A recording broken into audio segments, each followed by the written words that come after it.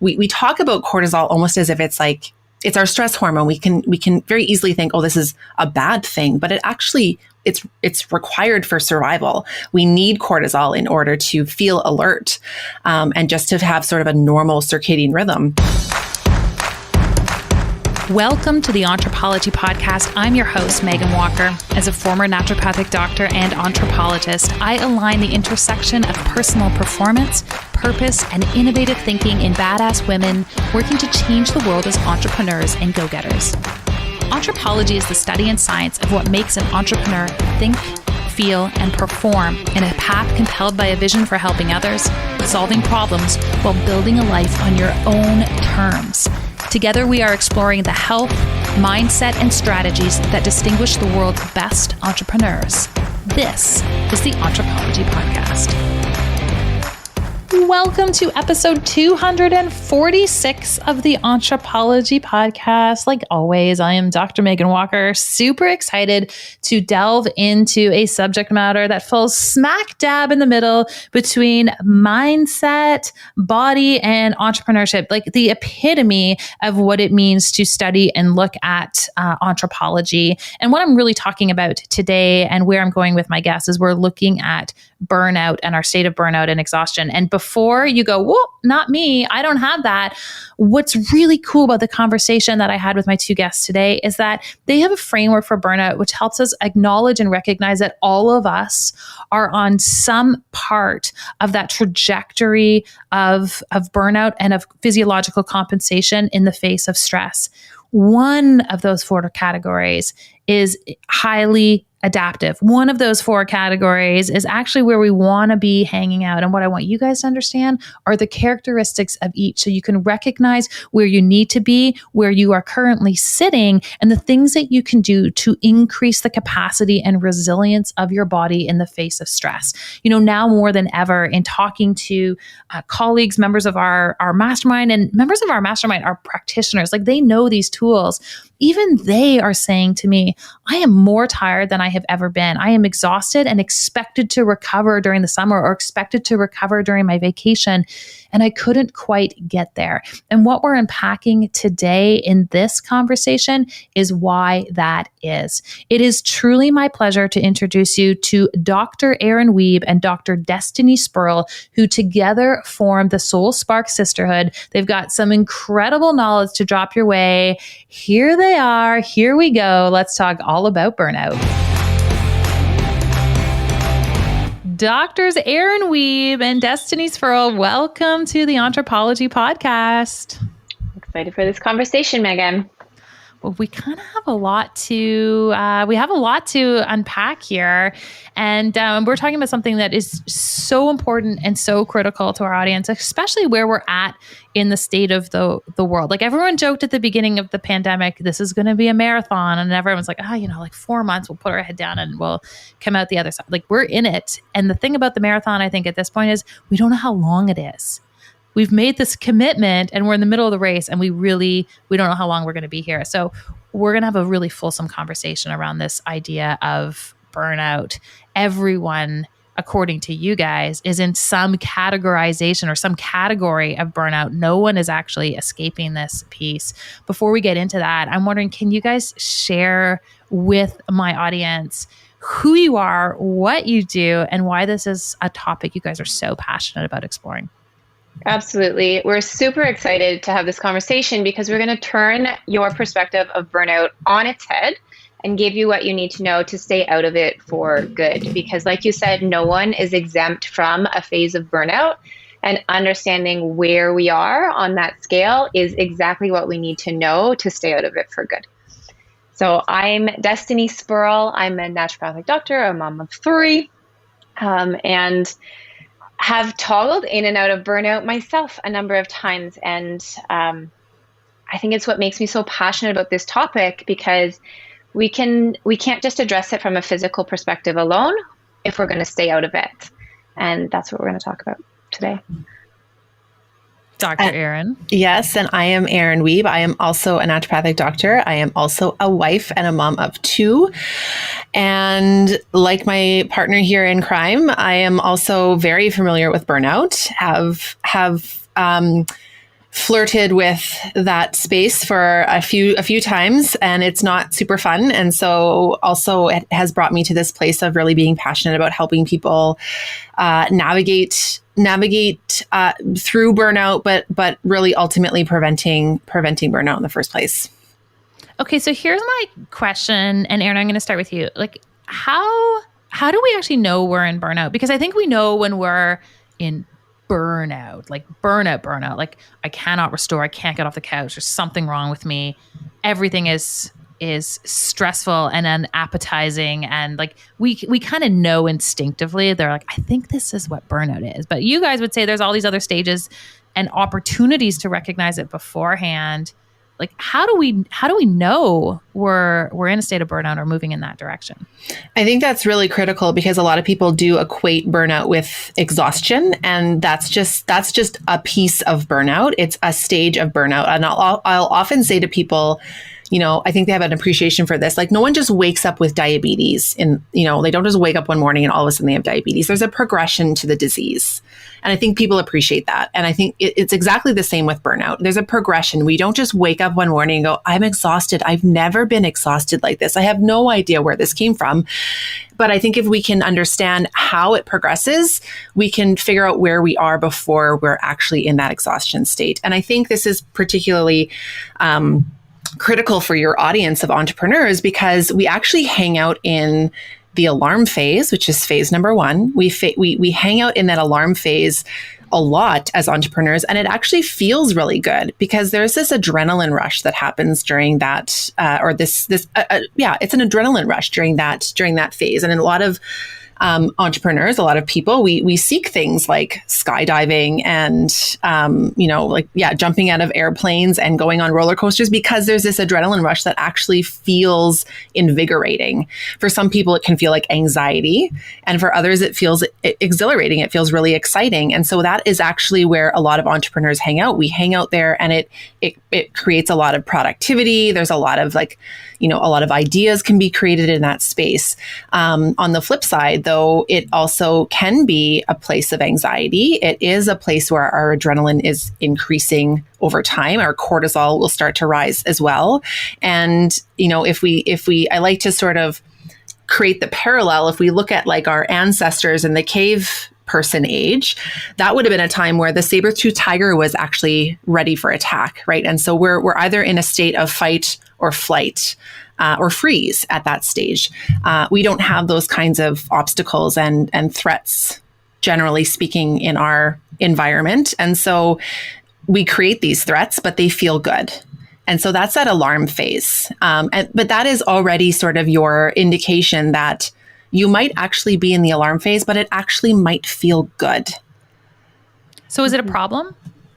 No. It can be. It can be. Yeah. Sorry. It can be if you hang out there for too long. Yeah. It's Erin doesn't like it, and Destiny's like, I like alarm. I'm just teasing. We both love it. Like, let's just be honest. We both love it, but Erin's going to tell you when it tips over.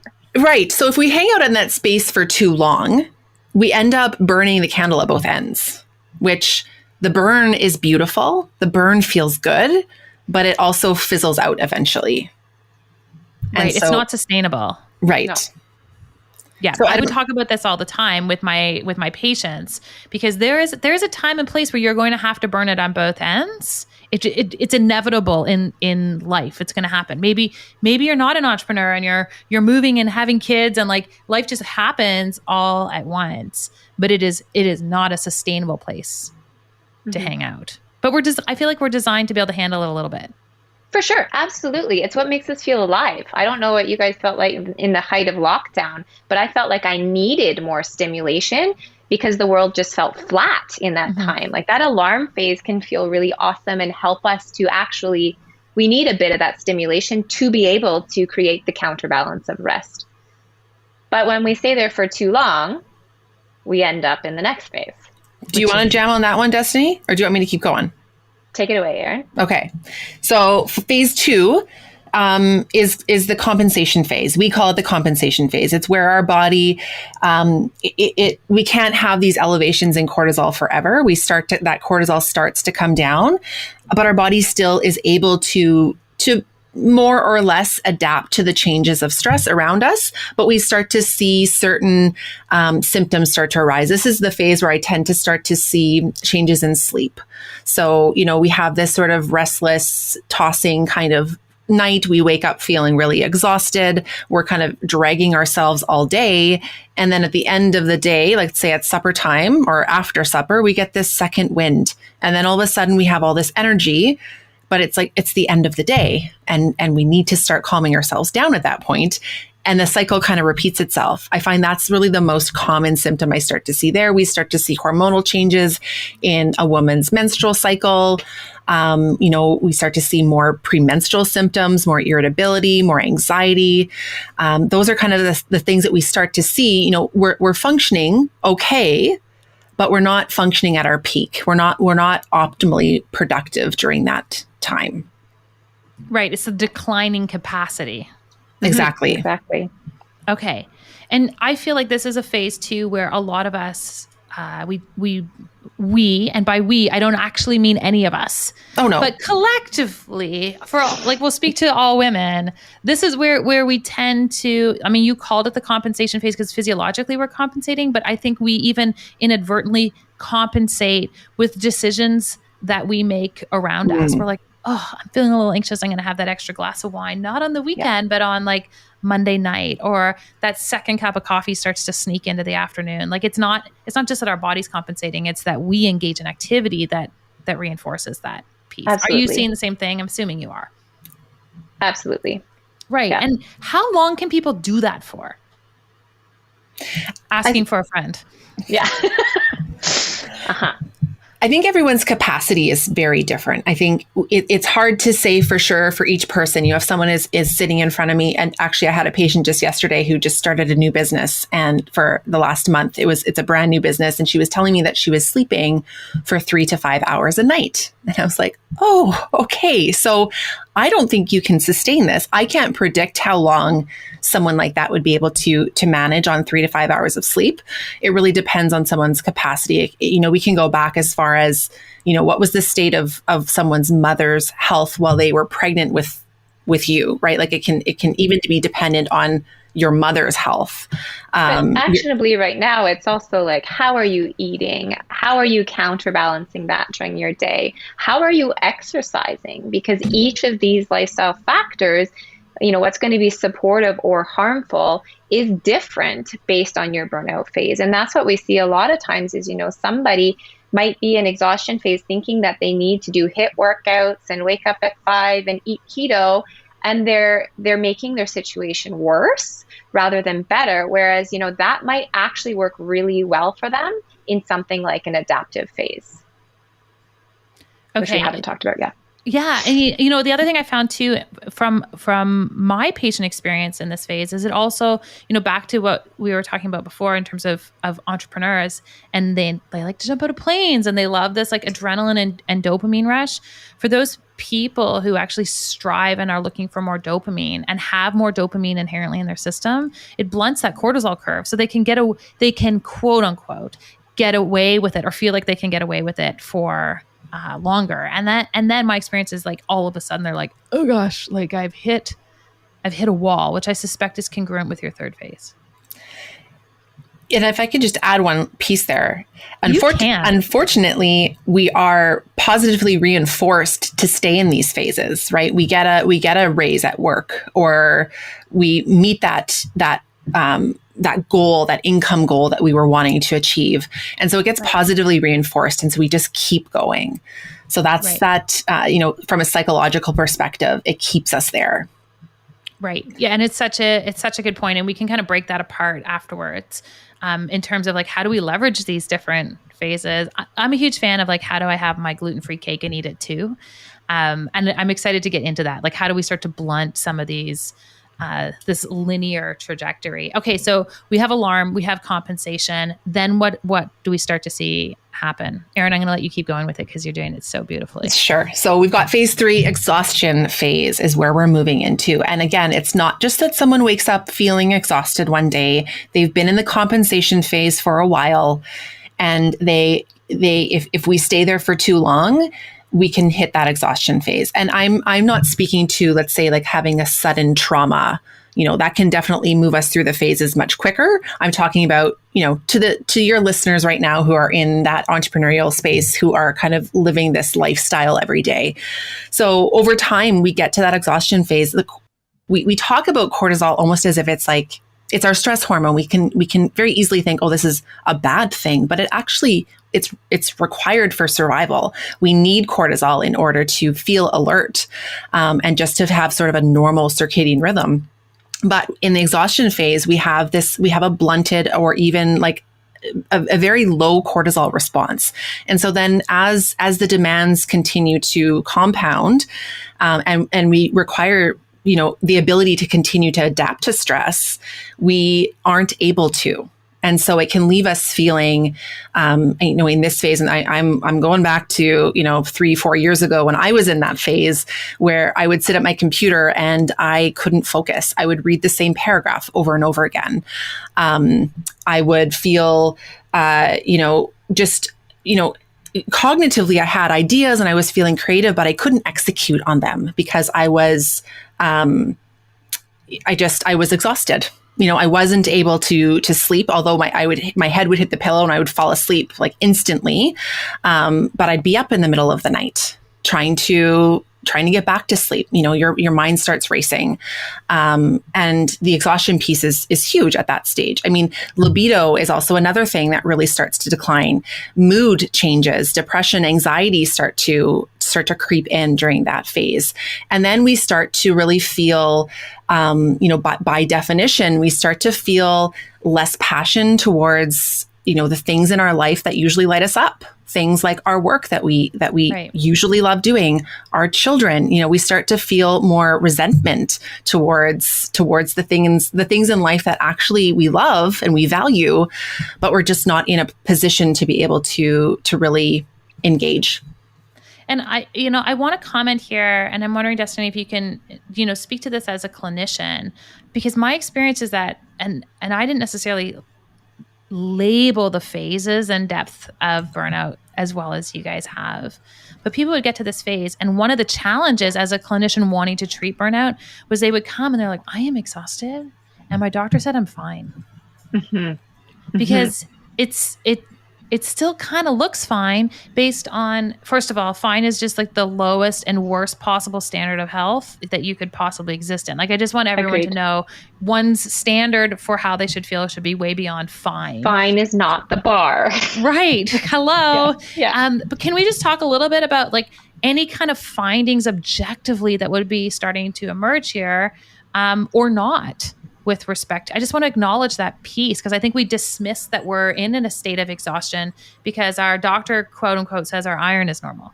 Yeah, absolutely. I mean, this is often when people are reaching out for help because they no longer have the capacity to compensate anymore, right? And in the context that I'm in, I'm providing IV therapy, like vitamin mineral therapy for patients, and injections. And that's often a tool that can help them feel better once they're in that exhaustion phase. So I'm seeing people at that point often. And commonly, I would probably say actually maybe even the majority of the time, it's at least half and half. Their blood work is fine. It's normal. Like, by all, we can talk about, our physicians are going to look for the absence of disease, and we're going to look at that a little bit more from are we functioning optimally as naturopathic doctors? But commonly there aren't really findings that your doctor's going to find, and there aren't really solutions that they're going to be able to provide, right? And so it really, it puts us in the spot of like radical responsibility where to truly be empowered in burnout, we need to be able to recognize earlier where we are, or to be able to value our experience when we get to that spot. When I'm doing someone's vitals, I can tell when they're in burnout. I said this to a woman yesterday. I said, when I do your blood pressure, when I take your pulse, I can tell your body is trying really hard to keep up and it's feeling it. And I shared that with her because I knew that she was struggling to validate how she was feeling in exhaustion phase right now, because there wasn't an objective finding. She'd done all of the things. Right. Right. Right. What's interesting to like bring it back to the analogy that Erin used before, you don't just wake up with diabetes one day. Like this disease process has been moving forward for a long period of time, but you do have a day where you cross the threshold from your blood work being normal to being abnormal. Absolutely. And you can have a fan belt in your car and it's going to break one day. But it didn't mean yesterday it wasn't like frayed and barely hanging on by a thread, but it was still intact. Exactly. So we've done this thing where we're like, literally health is like you're in or you're out. It's black or white. You're in debt or not in debt with respect to health. And I think it does a massive disservice to validating how we're actually feeling. Like it really, it plays a head game, right? We're like, oh, it's all in your head. It's in your head. This has been hard for everybody. Do you want an antidepressant? Right. And I think that's the most common offering for somebody who is coming in feeling that low mood, that apathy to life. I refer to it as their libido for life.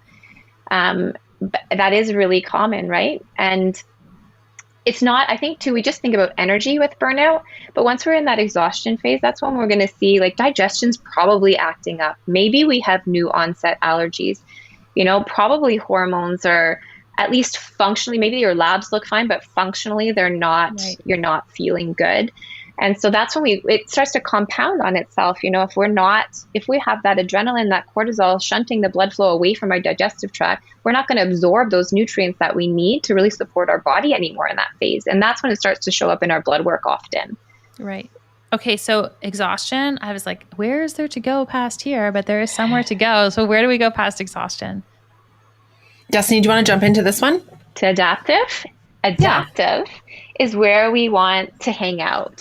And adaptive is when it's not the absence of stress. And I think that's really important to highlight, but it's that the stress that we have is counterbalanced by the rest that we have. We need a good balance of stimulation, play, and rest.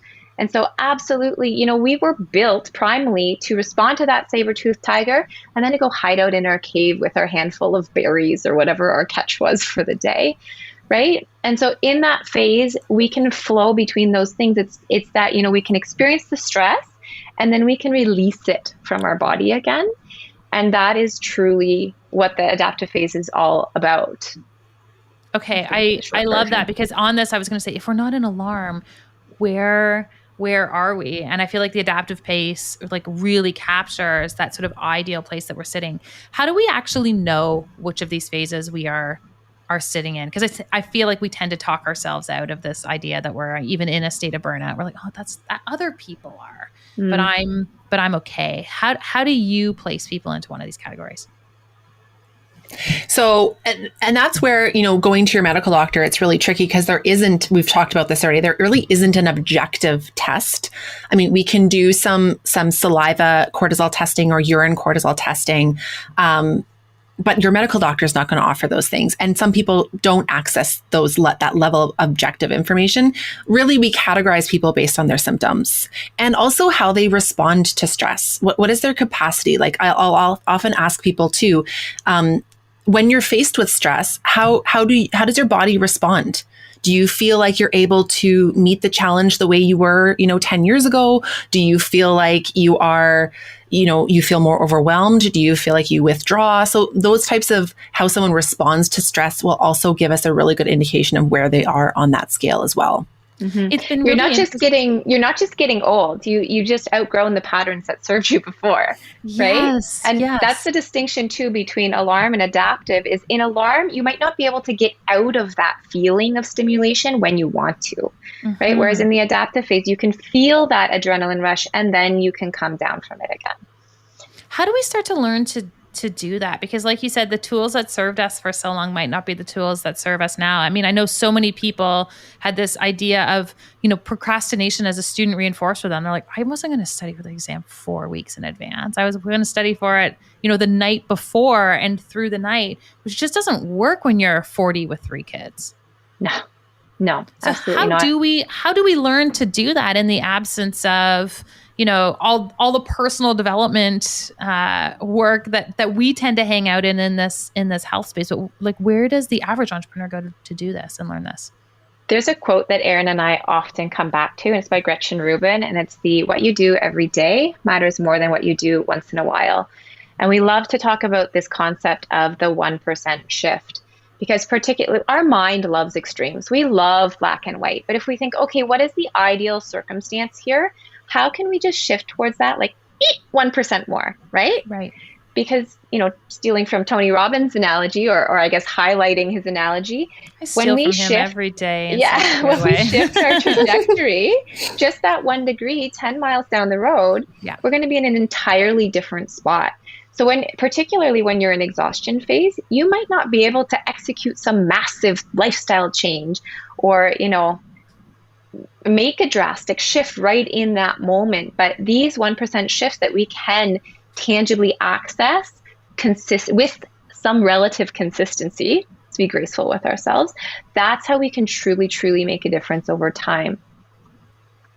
Yeah, it's really interesting. I feel like I have spoken to more people in the last week who have expected to feel better by this point. They're like, I have taken vacation. I've been on time. There's almost a panic. They're like, I'm supposed to do stuff this year. And I was waiting to feel refreshed and restored. And they're like, I can't find it. I can't access it.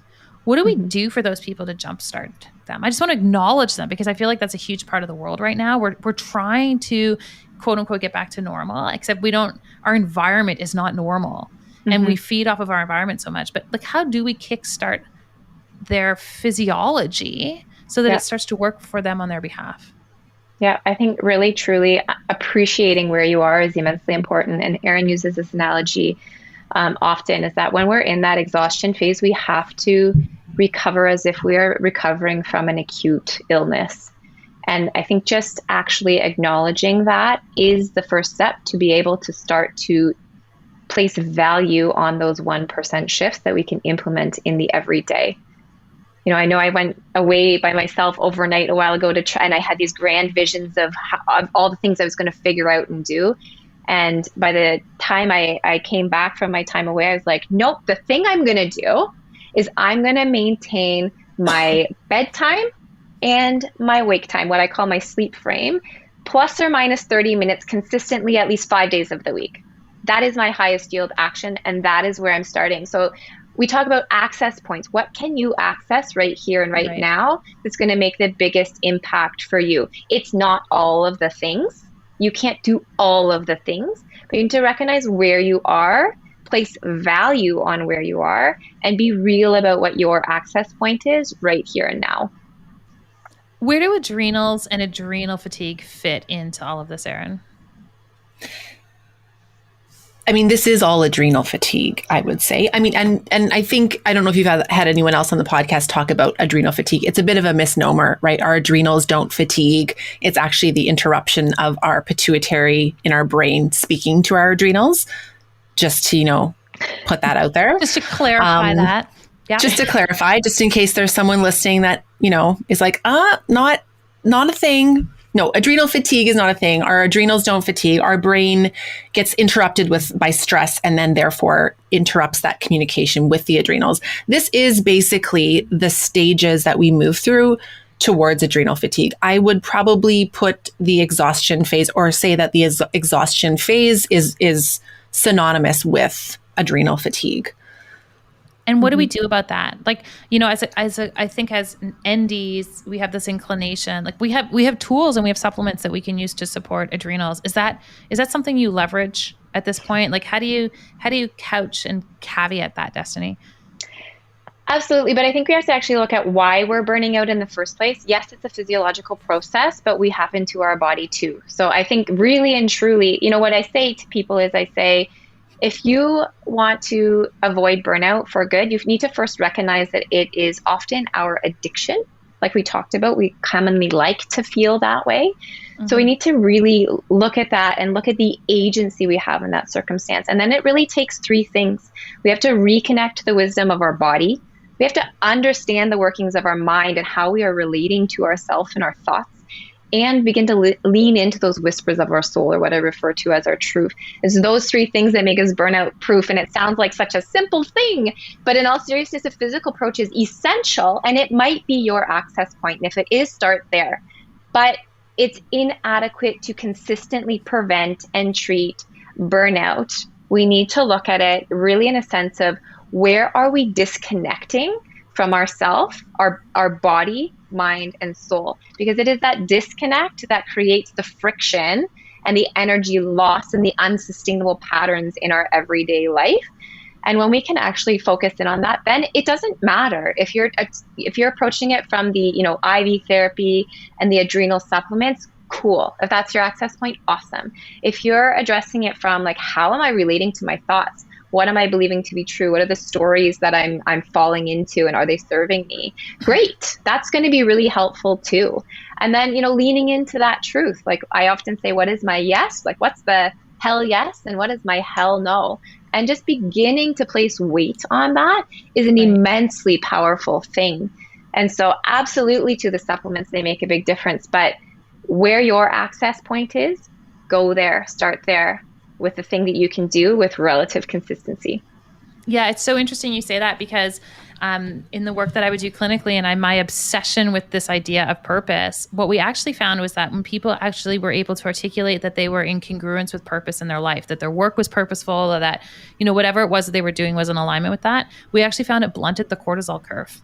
Yeah. Consistently. Like you had physiological protection from all of this stress when you were working in alignment with what you, quote unquote, should be doing, as opposed to what we've all been doing, which is running our businesses and homeschooling our kids and keeping everybody alive and watching case counts go up and down and all of these other things, which are there's no, well, maybe there's a few people who are totally living their purpose during the pandemic, and I applaud them because they're going to keep us all going.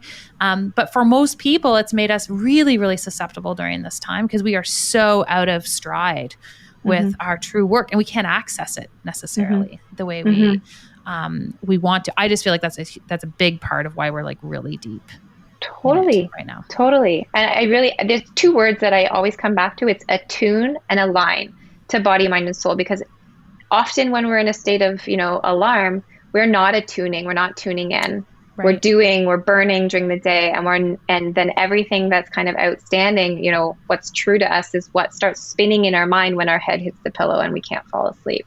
Right. Yeah, I absolutely love that.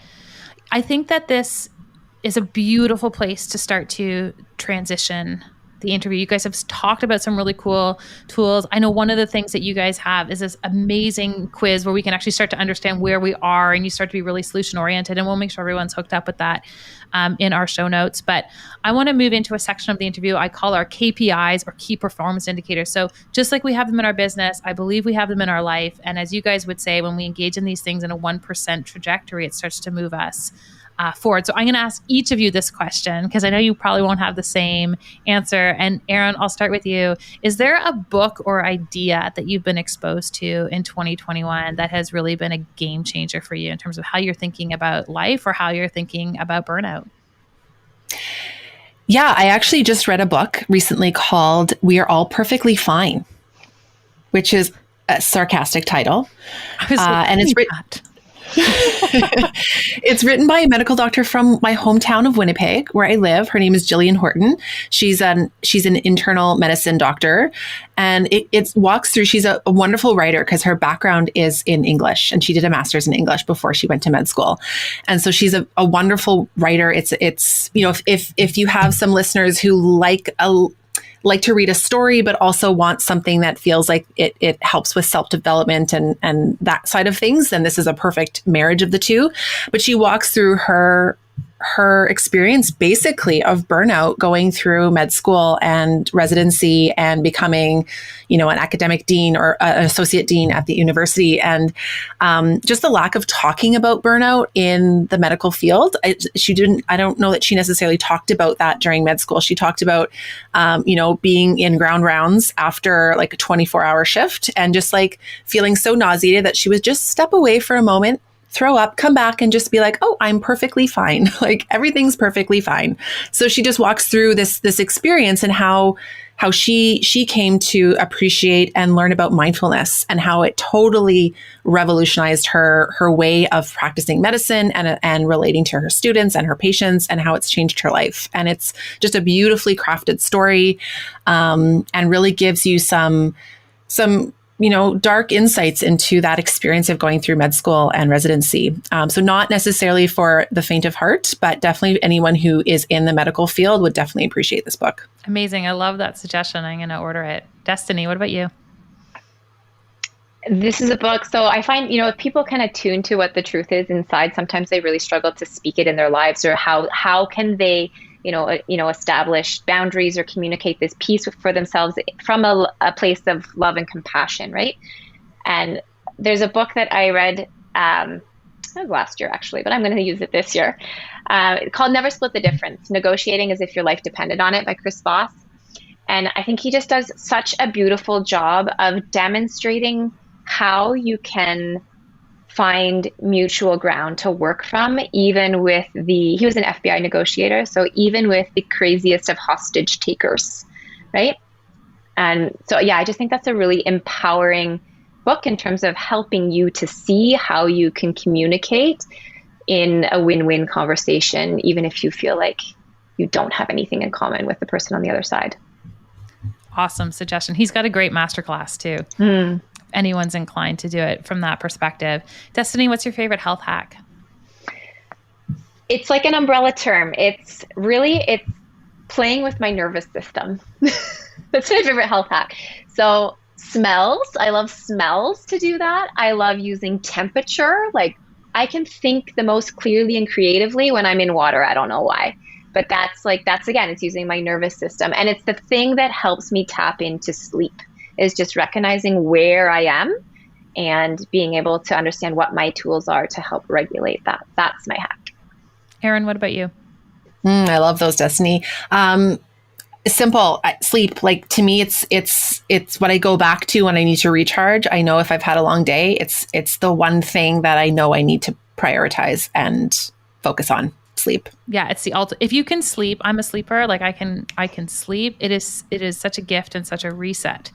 Yeah, it changes everything. Yeah, it's like turning the computer off and back on, and suddenly all of the computer problems are magically... Everything's better. Everything is better. Erin, how would you define your purpose? Just a quick little question, right? And just a quick little answer. Like top of mind. Don't give it any thought. What's your purpose in life? My purpose is connecting with people and helping them discover who they're meant to be and supporting them along that journey. Beautiful. Destiny? I would say how I've articulated this has changed a lot over the years, but I really feel like it's about healing the relationships that we have with ourselves, with our beautiful bodies, our amazingly awesome and crazy minds, and our souls. Because over time, I feel like that truly is where the suffering lies, is when we become disconnected. And healing that relationship is with ourselves. Us with ourselves can be immensely powerful for you personally and in your business. Amazing. Okay. And for this last question, I want you guys to write down your answer so that you can't be influenced by the other person. I'm never influenced by what Destiny says. No touch on. Right. Of course. Okay. Here's the question. You guys ready? Yeah. You know what's coming. Mm-hmm. Entrepreneurship and entrepreneurism. Are we born this way, or do we learn to become entrepreneurs? Oh, Erin. Say it. Oh, mine's on a piece of paper that has like a whole bunch of other things. That's okay. You can. I personally learned. Okay. I like it. We've got a commitment to learn. Destiny? I think some people are born with a physiology that sets them up for the risk tolerance that draws them into entrepreneurship, and we can learn it. I think I've got both. So. I also know who's really politically inclined when I ask this question. Thank you both for that piece. It was interesting. Last week I had this realization with a guest when I asked that question, and this guest and I have come to the conclusion that entrepreneurship is epigenetic. That there's like this predisposition, but then if we have this exposure or we have this compelling need, like we can leverage the blueprint the way that we need to. leverage it. So I love and respect everybody's answers on this. You guys are up to so much amazing work in this world with entrepreneurs, with people who are out there living their mission, who want to make sure that their physiology is along for the ride. Where can we send people, Erin, to learn more about what you guys are up to in the world? So we have a website. We have a great website, soulsparksisterhood.com. You can also visit us on Instagram at Soul Spark Sisterhood. We love to jam out on Instagram. And we have our quiz. We have a gift for you guys. Yes, so you can check out our quiz at soulsparksisterhood.com/burnout. Destiny has something to say about it. Yeah, because we are all on the burnout scale. And like we were saying, identifying what phase you're in is what sets you up to really be able to have impact here. And so what the burnout scale quiz does, it helps you identify where you are on the burnout scale. You receive specific actions that support versus sabotage your energy and focus. And they are specific to your burnout phase. And so like Erin said, you can access that at soulsparksisterhood.com/burnout. Get started with your 1% shifts, right? Yeah, it's the 1%. I absolutely love that. Dr. Destiny, Dr. Erin, we will hook everybody up in our show notes with all of these awesome resources that you have given them today. Thank you so much for joining me. It's been a peach. Thanks, Megan.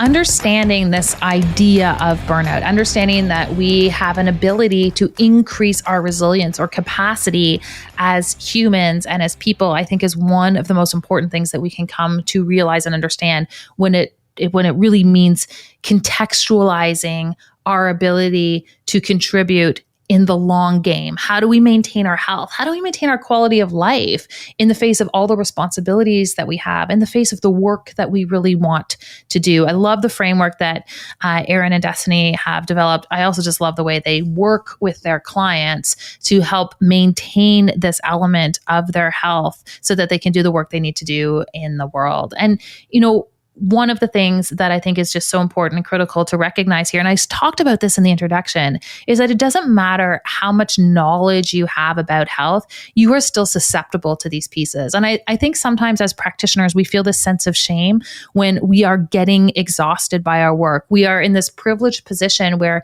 we get to get up every day and help people. We get to get up every day and work in a direction that I think for many of us feels like our calling.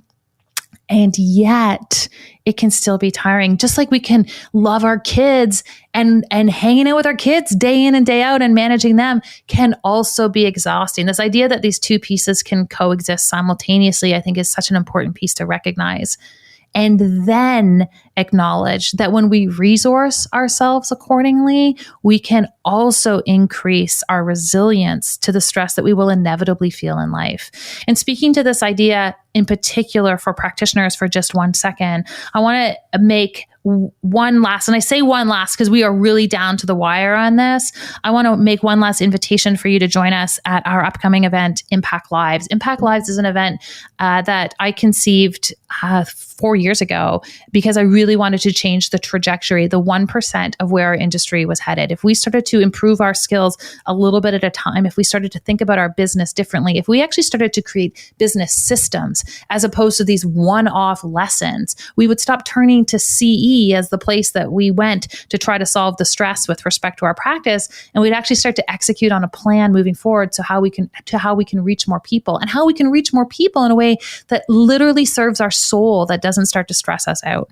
And so each year we've picked a theme for Impact Lives. Last year the theme was community. We talked all about community medicine, and this year in 2021 we're going to talk about marketing. We're going to talk about marketing because I feel like now more than ever the world needs to hear our message. The world needs to hear what we do and how we deliver health. The world needs to hear that the line of fine that we alluded to in this interview is the bare minimum standard of how we should feel. That if we all want to be able to execute and have the capacity to contribute to the world in a manner that is in alignment with our soul, as Destiny would say, then we need the tools and the frameworks in order to be able to get there. And while some people need it for their health, some people also need it for their business. And that's what we're looking at Impact Lives this year. We're going to talk about marketing, not as one-off concepts, but in the context of an entire system. We call it the impact marketing system. It's something that we teach to individuals in our masterminds and in our programs. We're going to teach that marketing system, and we're going to bring in some incredible, compelling speakers to help bring that piece to life. So what everybody will leave with at the end of those 3 days is an entire marketing system for their practice so that they can reach more people, not by feeling like I do a whole bunch of stuff and I don't know what's working, but by knowing exactly how to execute on each item within their marketing and within their business. So if you're a practitioner who wants to reach more people, who wants to have more impact, and is super tired of feeling like you try a whole bunch of things and you don't know how to make it work, then we've absolutely got your back. You can head to impactlivesevent.com to secure your seat and your ticket. The event is entirely virtual. We're pulling people in from around the world. It's so exciting to see this. We've got people coming from Israel and Singapore and the United States and Australia and New Zealand and Canada and the Guernsey Islands out of the UK. It's really, truly something special to look at how practitioners around the world are united in this mutual desire to have more impact at a time where we need it most. So reserve your seat to impactlivesevent.com. We've got amazing things happening. It's starting in just over a week from now. As always, you can now see why I say this. I'm Dr. Megan Walker, and I am wishing you an incredibly impactful week ahead. And I'll hang out with you again here next week.